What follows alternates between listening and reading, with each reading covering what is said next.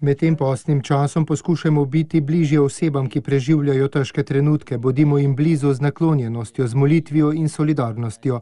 Tako je vernike na trgu svetega Petra povabil papež Frančišek, potem ko je skupaj z njimi z okna apostolske palače molil opoldansko molitev angelovega češčenja. Poseben pozdrav, molitev in blagoslov je 8. marca namenil vsem ženskam, ki si vsakodnevno prizadevajo graditi bolj človeško in sprejemajočo družbo. Bratsko hvaležnost je sveti oče izrazil tudi tistim, ki na tisočih različnih načinov pričujejo za evangelij in delajo v cerkvi. To je za nas priložnost, da poudarimo pomen in nujnost njihove navzočnosti v življenju. Svet, v katerem so ženske odrinjene na rob, je jalov svet. Kajti ženske ne samo prinašajo življenje, ampak nam posredujejo sposobnost videti onstran, one vidijo onstran, posredujejo nam sposobnost razumeti svet z drugačnimi očmi, občutiti stvari srcem, ki je bolj ustvarjalno, bolj potrpežljivo in nežnejše, je dejal papež Frančišek.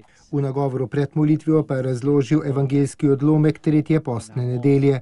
Ta nam predstavlja dogodek, ko je Jezus iz templja izgnal prodajalce in menjavce denarja. V postnem času se pripravljamo na obhajanje velike noči, ko bomo obnovili krstne obljube.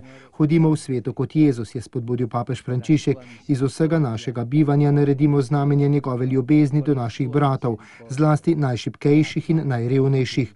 Zgradimo Bogu tempelj v našem življenju. Tako, če bomo pričevalci živega Kristusa, ga bodo lahko srečale tudi mnoge osebe, na katere naletimo na naši poti. Tudi vsak od nas se lahko po papeževih besedah vpraša, se Gospod zares počuti doma v mojem življenju, mu dovolim, da očisti moje srce in da prežene malike. To so tiste drže poželjivosti, ljubosumnosti, posvetnosti, zavisti, sovraštva in navade opravljanja, udiranja drugih. Mu torej dovolim, da očisti vse drže, ki so proti Bogu, bližnjemu in nam samih, je dejal papež Frančišek.